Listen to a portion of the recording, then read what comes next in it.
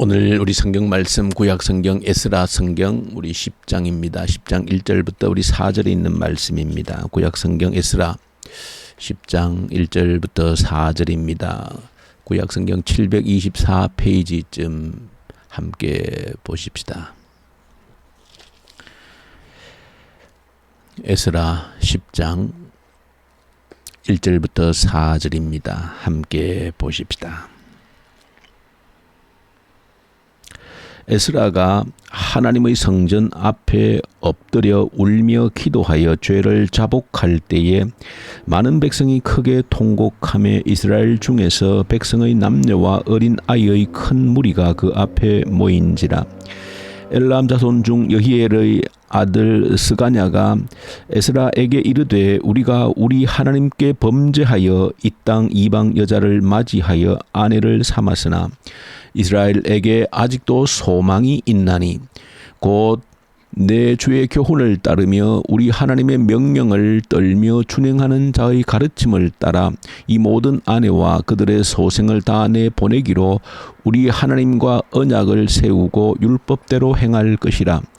이는 당신이 주장할 일이니 일어나소서 우리가 도우리니 힘써 행하소서 하니라. 아멘. 우리가 오늘 이제 본문 가운데 에스라서 10장, 에스라서의 마지막 장 내용을 대하게 되어집니다. 오늘 에스라서 10장을 함께 저와 여러분들이 보시면 조금 당혹스러운 그런 면들이 있습니다. 왜냐하면 이 에스라 10장 마지막 장을 기록하고 있는데 우리 에스라 10장 하반부를 보시면 마지막 마칠 때에 전체 114명의 이름이 기록이 된 것으로 에스라서 10장이 마쳐지고 있습니다. 그래서 조금은 어떤 다른 말도 없이 이 114명의 이름이 등장하는 것으로 기록되어져 있는 것으로 이 에스라 성경이 마치고 있다 할 때에 조금은 당혹스러운 면도 있는데 그러나 이 에스라 성경 전체의 의미를 묵상해 볼 때 하나님께서 주시는 특별한 메시지, 뜻이 있다 하는 것을 또한 깨닫게 되어집니다. 먼저 우리가 에스라 성경을 10장까지 우리가 다 묵상을 했는데 한번 조금 전체를 돌이켜 보아야 될 것은 이 에스라 성경은 에스라 성경 이 한 권 전체에 하나지 않고 실제적으로는 역대기 성경, 역대상, 역대하에 이어서 이 에스라 성경까지 사실은 이 세 권이 전체 성경 한 권으로 이렇게 연결되어지고 있습니다. 그리고 역대기 성경 전체도 에스라와 함께 이 에스라가 기록한 것으로 그렇게 다 보고 있습니다. 에스라는 우리가 보셨던 것처럼 이제 바벨론 포로에서 70년 만에 돌아오게 되어지는데 1차 포로 귀환이 BC 538년입니다. 그것이 연도적으로 보면은 바벨론에 처음 1차 포로로 잡혀갈 때가 BC 약 605년입니다. 1차 포로가 끌려갈 때. 그래서 예레미야가 예언한 대로 70년이 대략 마무리된 시점이 BC 538년입니다. 그때 이제 하나님 약속대로 70년 만에 1차 포로 귀환이 이루어집니다. 그때 이제 요수아와 또 스룹바벨을 중심으로 많은 사람들이 이제 포로에서 돌아오게 되어집니다. 그리고 이제 2차 포로 귀환이 이루어지게 되어지는데 그것은 BC 458년경입니다. 이때 에스라가 돌아오게 되어집니다. 그런데 538년 1차 포로 귀환에서 458년 2차 포로 귀환까지는 사실은 보시면은 그 기간이 80년간의 시간 차가 있습니다. 그러니까 에스라는 1차 포로 귀환이 이루어지고 난 다음에 80년 뒤에 2차 포로 귀환 때 대표가 되어져서 이 백성들을 이끌고 예루살렘으로 돌아오게 되어집니다. 이렇게 이제 2차 포로를 이제 귀환을 이끌고 에스라가 예루살렘에 돌아왔을 때에 그 예루살렘의 형편이라고 하는 것은 그야말로 에스라가 볼 때에 본문에 기록하고 있는 것처럼 통곡하지 않을 수 없는 그런 현상들이 일어났다. 다시 말하면 이 백성들이 포로로 잡혀가지 않으면 안 되었던 그 상황이 80년 만에 다시 재현되고 있다는 것을 그대로 에스라가 보게 되어진 것입니다. 에스라는 참으로 귀한 인물이고 다니엘처럼 정말 특별한 인물이다. 그 시간적으로 보면 1차 포로 귀환 이후에 80년 만에 귀환을 했기 때문에 아마 에스라는 포로 바벨론에서 태어났던 것으로 추측이 되어질 수 있습니다. 그렇게 포로로 잡혀온 상태에서 태어났음에도 불구하고 기록해주고 있는 것처럼 에스라는 말씀의 사람이었고 아닥사스다 왕이 인정할 정도로 하나님 말씀에 특별히 뛰어났던 열심이었던 그런 사람이 에스라였다. 그 포로기 가운데서도 그 어둠 속에서도 하나님의 말씀의 사람들이 있다는 것을 에스라를 통해서도 우리 보여주는 중요한 증거입니다. 아무리 어둡고 힘든 속에서도 하나님의 말씀에 사로잡힌 그런 사람들이 있다는 것입니다. 이러한 하나님 말씀에 사로잡힌 이 에스라가 돌아와서 이 지금 예루살렘의 형편을 보았을 때 옷을 찢고 통곡하지 않을 수 없는 이 나라가 왜 망하고 포로로 잡혀갔는지 그 이유를 그대로 다시 재현하고 있는 이 백성들 형편을 보았을 때 에스라는 옷을 찢고 통곡하지 않을 수 없는 그런 상황이었다는 겁니다. 이럴 때에 이런 상황 속에 사실은 주어진 성경이 역대기 상하와 에스라 성경입니다. 그런 전체 문맥 속에서 역사적 배경 속에서 에스라를 보시고 또 이 에스라 성경이 왜 이 114명의 이름을 기록한 것으로 에스라 성경이 마치고 있는지를 보시면은 하나님께서 주시는 특별한 의미가 있다는 것입니다. 그런 상황 속에 돌아온 에스라는 이 백성들에게 긴 사실은 설교를 한 것입니다. 그것이 역대기 상하 에스라까지 실제적으로는 이어지고 있는 겁니다. 기록으로 남기면서. 역대기 상하는 그 긴 족보 이야기로부터 시작되어지는 건데 그것은 바로 하나님으로부터 그리고 아담으로부터 시작되어져서 지금까지 우리가 여기 있기까지 어떻게 믿음의 궤보들이 이어져 왔는지 수많은 위기와 수많은 어려움들 속에서 어떻게 그 믿음을 이어왔는지 하나님의 심판과 징계 속에서도 또 하나님의 보호하심과 지키심과 하나님의 능력 속에서 어떻게 지금까지 우리가 이 자리에 있기까지 어떤 하나님의 섭리 속에서 우리가 이 자리에 있게 되어졌는지를 역대기 성경 상하를 통하여서 지금 에스라 성경을 통하여서 쭉 다 설교를 하고 있는 내용입니다. 그렇게 이 백성들의 정체성을 우리가 누구인지를 일깨워주면서 지금 현재 다시 죄악 속에 빠져 있는 이 백성들을 향해서 이 마지막 말씀을 주고 있는 겁니다. 이 백성들이 다시 범죄한 그 범죄의 핵심이라고 하는 것은 사실 역사적으로 똑같은 패턴들이 계속 반복되어집니다. 솔로몬 시대에 솔로몬 이후에 왕국이 분열된 이유가 다른 데 있지 않습니다. 이방 여인들과 결혼하고 이방 여인과 결혼했다는 것은 그 사람 이방인 자체를 하나님이 거부한 것이 아니라 그들이 우상을 섬기는 그 습관을 그대로 결혼을 통해서 들어오기 때문에 하나님께서 그토록 죄를 멀리하시는 이방의 그 무서운 우상을 섬기는 죄악들을 하나님께서 거부하셨기 때문에 이방인들과의 결혼을 하나님께서 그렇게 무섭게 다스리시는 겁니다.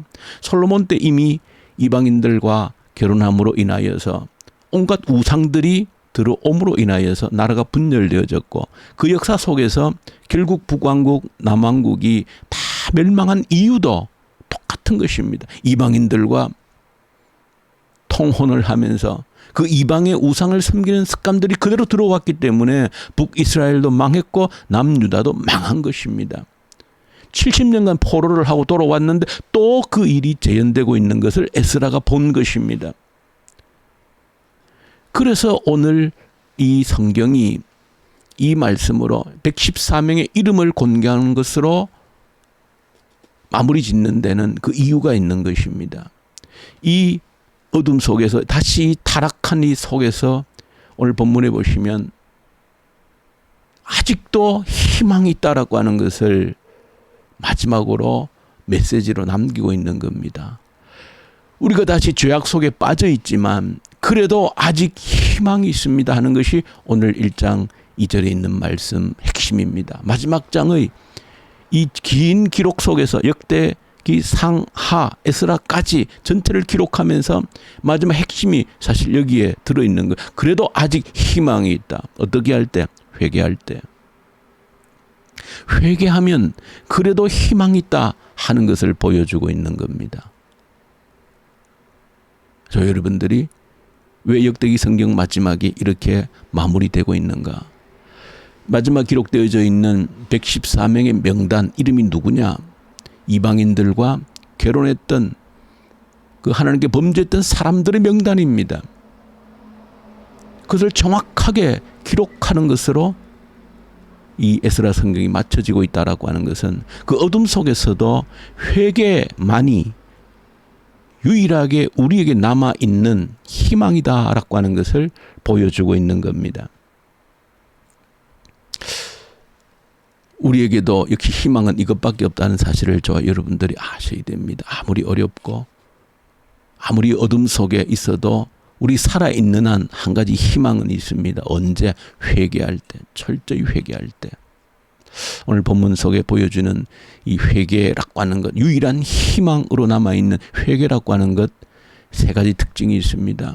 먼저 에스라를 비롯한 그 지도자들이 내가 죄를 지었습니다라고 하는 이 중보적인 회개 운동이 먼저 일어났다는 것이 특징입니다.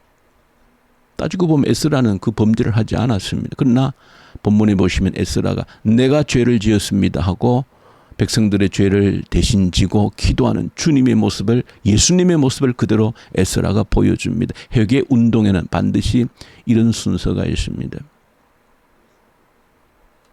가족의, 가정의, 이 나라의, 교회에 내가 지은 죄가 아니라도 회개가 희망이 되려면 깨어있는 자들이 내가 범죄한 것입니다 하고 먼저 회개 자리로 나아갈 때 희망이 있다는 것을 첫 번째 보여주고 있고, 두 번째는 회개는 구체적이고 정확하고 철저해야 된다는 것을 보여줍니다. 오늘 본문에 보시면 이방인들과 결혼한 그 사람들을 이제 정확하게 하는데 3개월 동안 조사를 합니다.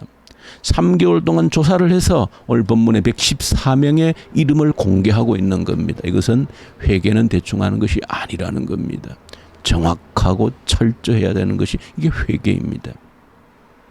회개는 물론 완전히 돌이키는 것을 의미하는, 마음만 내가 잘못했다고 뉘우치는 건 회개가 아니고 완전히 돌이키는 것이 회개인데 그것은 철저히 된다는 겁니다. 3개월 동안 철저히 조사를 하고 그 이름 명단을 정확히 114명의 명단을 공개를 하고 있습니다.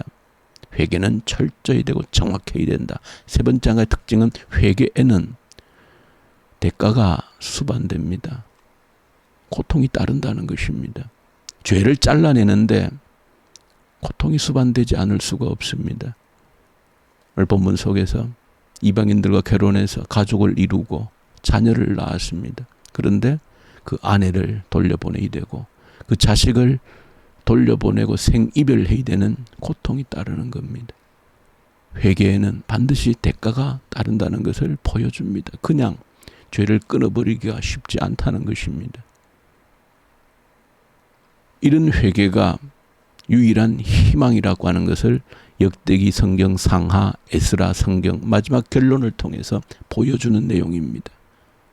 우리가 아담부터 이렇게 믿음의 계보를 지금까지 위기 속에서 이어져서 우리에게 내게까지 왔는데 우리가 아무리 어두운 죄악 속에 있더라도 이 믿음을 이어갈 수 있는 암흑 속에서 생명의 그 연결을 이어갈 수 있는 유일한 길은 회개다 하는 것을 보여주는 것이 이 에스라 성경의 마지막 결론임을 저와 여러분들이 기억하고, 언제 어디서도 이 생명의 믿음의 계보를 이어갈 수 있는 그 중심에 설 수 있는 또 저와 여러분들 될 수 있기를 간절히 소망합니다. 우리 주님 아버지 감사합니다. 생명의 끈을, 믿음의 끈을 어떤 위기 속에서도 회개를 통하여서 하나님께 다시 돌아가는 철저한 회개를 통하여 그 길을 열어내는 저희들 되게 하시옵소서.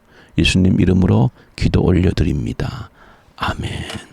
하늘에 계신 우리 아버지, 아버지의 이름을 거룩하게 하시며 아버지의 나라가 오게 하시며 아버지의 뜻이 하늘에서와 같이 땅에서도 이루어지게 하소서. 오늘 우리에게 일용할 양식을 주시고 우리가 우리에게 잘못한 사람을 용서하여 준 것 같이 우리 죄를 용서하여 주시고 우리를 시험에 빠지지 않게 하시고 악에서 구하소서. 나라와 권능과 영광이 영원히 아버지의 것입니다. 아멘. 주신 말씀 가지고 간절히 기도하십시다. 회개만이 유일한 희망입니다. 소망입니다. 내가 회개의 문을 열어 제치는 중보기도자가 되게 해주십시오. 내가 지은 죄입니다라고 엎드리는 회개가 있게 해주십시오. 간절히 기도하십시다. 이 나라의 지도자들 간절히 주님께 올려드리십시다. 북한 땅을 긍휼히 여겨달라고, 복음의 계절이 다시 한번 오게 해달라고, 성령의 바람을 다시 한번 불게 해달라고, 악한 정권은 속히 소멸되게 하시옵소서. 간절히 기도하십시다. 코로나 앞에서 우리의 믿음 더욱 견고해지고 다가올 미래를 준비하는 징검다리로 삼아 주시옵소서.